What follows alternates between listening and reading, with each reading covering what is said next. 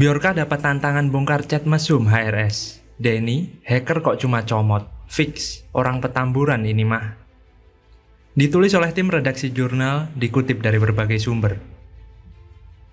Dan seperti biasanya mereka yang menamakan dirinya hacker, mereka selalu pakai topeng vendetta dan menamakan diri mereka anonymous untuk memperkuat konspirasi bahwa mereka itu canggih dan harus diperhitungkan. Lalu kubu oposisi seperti biasa ya, dengan semangat memuja-muja dia, bahkan dianggap pahlawan segala. Persis ketika mereka memuja-muja baliho Rizik Syihab dan menganggapnya pahlawan revolusi. Hacker gak mainan buka-bukaan data doang, apalagi sampai punya follower banyak di media sosial. Kenapa saya yakin dia itu ya kadun-kadun juga? Karena hingga minggu siang setidaknya ada 3 nama. Ada 3 nama tokoh besar, ya, tokoh yang sering diperbincangkan dunia maya terutama, yaitu yang disasar adalah antara lain ada Puan Maharani, ada Erick Thohir, dan sahabat kita Denny Siregar. Kalau Bjorka adalah hacker dari Warsawa misalnya, ngapain beber datanya Denny Siregar? Kan film Sayap-Sayap Patah belum main di sana. Iya. Ini tuh ulah kadun gitu aja lah ya. Dan mereka seneng banget bisa melakukan ini. Ya karena akun Bjorka yang ada di Twitter itu kayaknya banci tampil gitu. Wah, nyerang sana nyerang sini. Nyerang Puan Maharani, nyerang Erick Thohir, nyerang Denny Siregar lah. Ini kok dari rasa-rasanya kayak MCA. Bjorka rasa MCA gitu ya. Bjorka ini yang kemudian rame jadi pembicaraan ngakunya hacker dari Warsawa, kotanya di Eropa Timur sana, dan dia berhasil membobol berbagai informasi rahasia. Awalnya katanya dia membobol informasi dari BIN. BIN bilang informasinya hoax, nggak bener itu kata BIN. Akun anonim yang mengaku hacker, Bjorka, meramaikan jagat media sosial usai mengungkap beberapa data rahasia, termasuk data pribadi sejumlah pejabat. Bjorka juga membuka data pribadi influencer media sosial, Denny Siregar. Hacker Bjorka menyampaikan tudingannya bahwa Denny Siregar menggunakan uang pajak untuk menggunakan internet untuk mengadu domba atau memancing polarisasi di kalangan masyarakat. Setelah ramai postingan itu, Denny akhirnya balik membalas. Menurut dia, kapasitas Bjorka sebagai hacker internasional terasa aneh, yang katanya hacker internasional tapi kok tahu Denny Siregar. Ia lalu menduga bahwa Bjorka itu bukan orang luar tapi orang lokal. Denny pun menganggap biasa tindakan Bjorka yang menyebarkan data dan identitas pribadinya tersebut. Dia mengaku heran lantaran Bjorka hanya asal comot dan menyebarkan data yang sudah beredar di masyarakat. Denny Siregar pun kemudian menantang Bjorka untuk membongkar kasus-kasus lama seperti kasus chat porno Habib Rizik Syihab atau HRS. Seperti diketahui, kasus chat porno dengan tersangka Habib Rizik Syihab sudah dihentikan oleh kepolisian. Kemudian, Denny Siregar juga menantang Bjorka membongkar data Gubernur DKI Jakarta Anies Baswedan. Denny pun menilai bahwa apa yang dilakukan hacker tersebut hanya doxing dan tidak elegan untuk sekelas hacker. Dia lantas mengungkit beberapa pihak anonim yang mengaku-ngaku hacker, seperti Opposite yang ngakunya hacker internasional, tapi ternyata dia bayar orang dalam untuk curi data. Hacker Bjorka sebelumnya menjual data pengguna sampai mengumbar ada kebocoran data registrasi SIM card prabayar yang isinya meliputi NIK, nomor KK, nomor telepon, dan tanggal registrasi. Bahkan, ia juga membeberkan data pribadi Menkominfo, Johnny G. Plate, dan mengaku mempunyai dokumen rahasia Presiden RI milik Joko Widodo. Terakhir, Bjorka juga mengatakan siapa otak pembunuhan aktivis Munir pada 2004. Secara hukum dia melanggar, tapi kalau memang betul-betul dia simpan dan dia siap spill, pasti memang itu membuktikan bahwa adanya kecacatan dalam keamanan data. Tapi sampai sekarang, yang muncul apa? Apakah benar sudah ada data rahasia yang dibuka Bjorka? Sampai sekarang, data-data tersebut hanyalah dalam tampilan blur.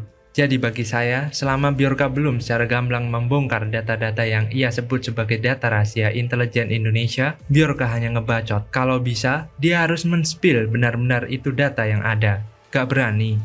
Dia waktu ditantang membongkar data Joko Widodo dan Johnny G. Plate malah ngeles dan bawa-bawa nama Denny Siregar. Ini bukti kuat bahwa dia sebetulnya nggak punya data itu. Hanya bermodalkan alat edit gambar untuk bikin tulisan jadi blur dengan nama Johnny Gerald Plate. Itu mah nggak membuktikan apapun. Buat saya, Bjorka ini adalah kadal gurun. Dan bisa diduga kuat bahwa admin Twitter yang disuspend itu hanyalah masyarakat biasa yang bisa dilacak IP-nya. Gampang banget lacak IP-nya. Bisa saja dia ada di Warsawa, sekalian saja di Yordania, tempat Prabowo dulu kabur. Saya kira Bjorka ini bukan hacker. Bjorka ini hanyalah akun palsu yang dielulukan oleh Rizik CS dan menjadikan negara ini rusak parah. Selama ini kita tahu bahwa belum ada data rahasia yang berhasil di-spill sama Bjorka. Untuk nomor KTP mah gampang banget dicari. Sayangnya, orang ini layu sebelum berkembang. Ketika ditantang buka data Anies Baswedan, hanya dikasih nomor KTP dan HP saja mentok. Nama istrinya gua tahu, nama anak-anaknya gua tahu. Status kawin, ya tinggal lihat aja kesehariannya. Nomor HP bisa diminta dari banyak sumber. Nomor KTP mah bisa beli dari provider telepon yang dimana Denny Siregar datanya dibocorkan. Gampang banget bukan? Jadi apa jagonya Bjorka? Aduh, cara mainnya ketebak orang Petamburan ini. Jadi, bagaimana menurut Anda? Ternyata tak ada kantor akuntan yang mau audit Formula E. Kejagung bakal ambil alih, Anies auto ngacir. Ditulis oleh tim redaksi jurnal dari berbagai sumber. Anggota Komisi B DPRD DKI Jakarta dari fraksi PDI Perjuangan, Gilbert Simanjuntak mengatakan tidak ada kantor akuntan yang mau mengaudit keuangan gelaran Formula E Jakarta. Ia menyebut informasi itu didapatkan saat rapat evaluasi pertanggungjawaban pelaksanaan APBD atau P2 APBD DKI Jakarta pada pekan lalu. Ia pun berharap pemanggilan Anies terkait Formula E oleh KPK bisa memberi kejelasan atas ketertutupan pengelolaan keuangan Formula E atau maladministrasi yang terjadi. Dan KPK diharapkan mengerti aturan yang ada sebagai dasar mengetahui adanya keputusan gubernur yang melampaui wewenang. Kesewenang-wenangan ini diharapkan juga ditemukan dalam bentuk rupiah. Terpisah, Direktur Utama PT Jekpro, Widi Amanasto menyatakan sudah ada yang ditunjuk untuk mengaudit keuangan Formula E. Penunjukan dilakukan pekan ini. Anggota DPRD DKI Jakarta dari fraksi PDI Perjuangan, Waode Herlina sebelumnya juga meminta Gubernur DKI Jakarta Anies Baswedan untuk menjelaskan laporan keuangan gelaran Formula E Jakarta secara transparan. Ia berkata hingga kini Dewan belum menerima laporan untung rugi terkait ajang balap mobil listrik itu. Melihat kinerja KPK pada saat ini seperti menandakan bahwa kualitas lembaga anti rasuah tersebut tidak layak untuk diperhitungkan. Pasalnya sudah lama KPK mengendus adanya tindak pidana korupsi, namun sampai sekarang hanya masih dalam tahap penyelidikan. Maka dari itu, saya berharap Kejagung turun tangan dalam kasus ini. Karena dalam kinerjanya Kejagung sudah terbukti memberantas dan mengungkap kasus-kasus besar. Seperti halnya menyalip kinerja Polri dan KPK yang masih mengaku melakukan penyelidikan dengan mengumumkan penetapan tersangka mafia minyak goreng. Namun, dalam senyapnya Kejaksaan Agung berhasil mengungkap permainan kartel tingkat dewa yang mengakibatkan kesengsaraan dan penderitaan rakyat Indonesia dengan kelangkaan dan melambungnya harga minyak goreng. Apresiasi dan jempol harusnya kita berikan atas keberanian Kejaksaan Agung dalam menetapkan tersangka mafia minyak goreng yang jadi awal pembuka siapa saja pemain-pemain berikutnya yang belum terungkap.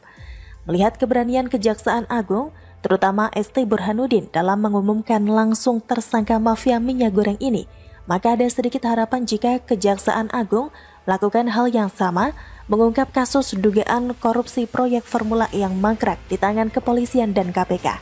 Terutama KPK yang tidak kunjung mampu bekerja mengungkap dan menetapkan siapa pelaku utamanya.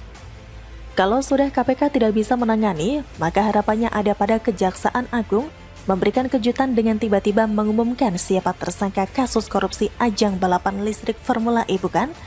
Padahal jelas-jelas KPK dan pernyataan ini masih bisa dilihat di Om Google.